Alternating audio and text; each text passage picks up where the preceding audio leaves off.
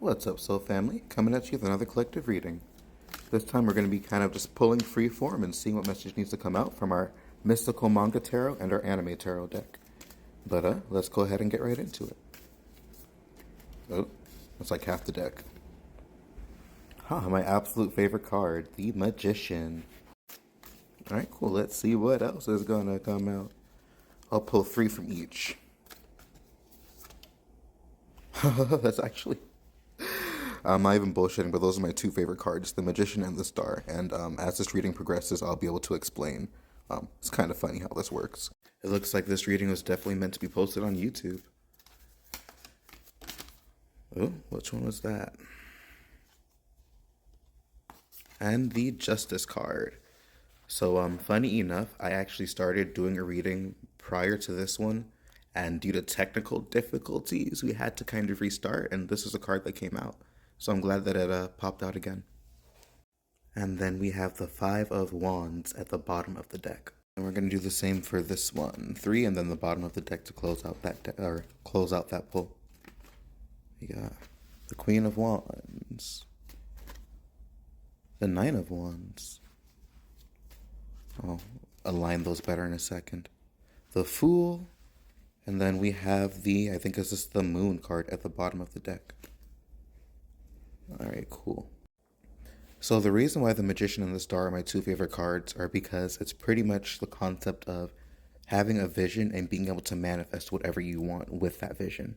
So the way that I see the Star card is a card of like you having that manifestation in the sky. It's like your hopes, your desires, almost at a soul level. It's like the things you've been dreaming of for, God knows how long. The things that you've been longing for, the things that you are really, really desiring. That you know will be fulfilling when you get to either experience them or when you get to obtain them in some way, shape, and form. Or it simply might just be hope for a better day. The concept of simply knowing that there is something better out there to be experienced. And then the Magician, because the Magician card is all about manifestation, being resourceful, using what you have to your advantage to be able to create the reality that you want. So it's like the Star is like the vision itself or the idea or the concept, and the Magician is the ability to ground that concept into physical reality. So I feel like overall this is acknowledging that even though sometimes we might feel as if odds are stacked against us, we have all the power to change the circumstances that we're in. And you're capable of creating the life of your dreams and being able to experience that and even better than you can even fathom. So especially with the Justice and the 5 of Wands both, I feel like it's showing that if there are conflicts, if there's strife, if there are things that you're going through, then these things are going to work out in your favor. You don't have to worry about how these things are going to turn out in the long run. The Justice card also represents approaching these conflicts, these strifes with a fair approach, with a rational mind. Because when you think about judges, they have to be as objective as possible. They have to allow themselves to kind of look at all the facts versus things that they kind of feel or think. And it's not always like this, especially because some manifestations are instant. Some, might take a little bit of time. But I feel like the 9 of Wands in this case is showing the need for tenacity and the endurance to see these manifestations through and to see these trials through to the end. The 9 of Wands energy is kind of about having to gain tenacity, having to gain grit through adversity, and trying your best not to allow that to, taint or shift your perception of things, but to allow that, or to allow those experiences to be something that you kind of gain wisdom from versus, it kind of impacting you in a adverse way in the long run. It's like, yeah, you've gained tenacity and strength, but you're not always going to have to exert that. And I feel like the Queen of Wands and the Magician are a very powerful combo because it's a call to continue to act on your passion, especially if it's something that you've mastered, especially if it's something that you're good at. It's a card to be confident in your skills, be confident in your being. Because, the Queen of Wands is like that bitch, and so is the Magician. You have to have something going on for these cards to be popping up in your spread. You have to have very powerful energy. You have to be a very strong manifester and very passionate at the things that you do.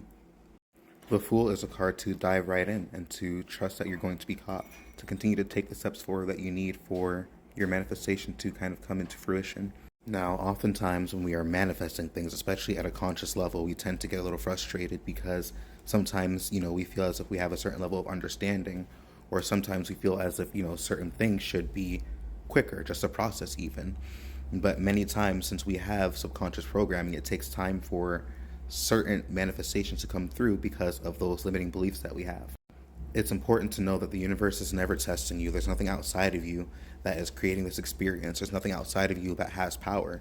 You are the magician. You have all the power in the situation. It just takes time to kind of step into that and understand that.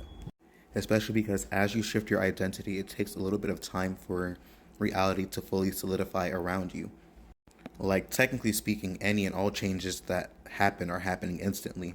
But for you to fully solidify a belief or a new belief system or new thoughts, it takes a little bit of time to kind of ground that concept into your experience. And then have that be something that is consistently reflected back to you from that point.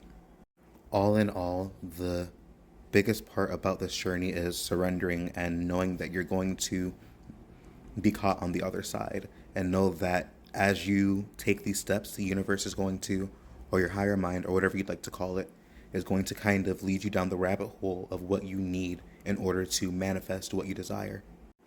And that was your reading. So I don't want to let it go on too long before I have to create a part two, or before this kind of just drags on into something that was a little longer than it should be intended. So I hope you guys have a great day, and peace and blessings. Also, guys, don't forget to check out my Etsy shop. It has my manifestation and my aerokinesis ebooks on there. It also just has really cute designs, like a whole bunch of mugs, phone cases, desk mats, and a lot more to come. So if you're looking for gifts or anything in general, then my Etsy shop is definitely a great place to stop by. And you'll also be supporting an independent small business owner. Either way, peace and blessings, and I hope you guys have a great day. Oh, one more thing. If you ever want to book a reading with me, the link is in the bio, or feel free to DM me or message me on here. Peace and blessings for real this time. I hope you guys have a good one.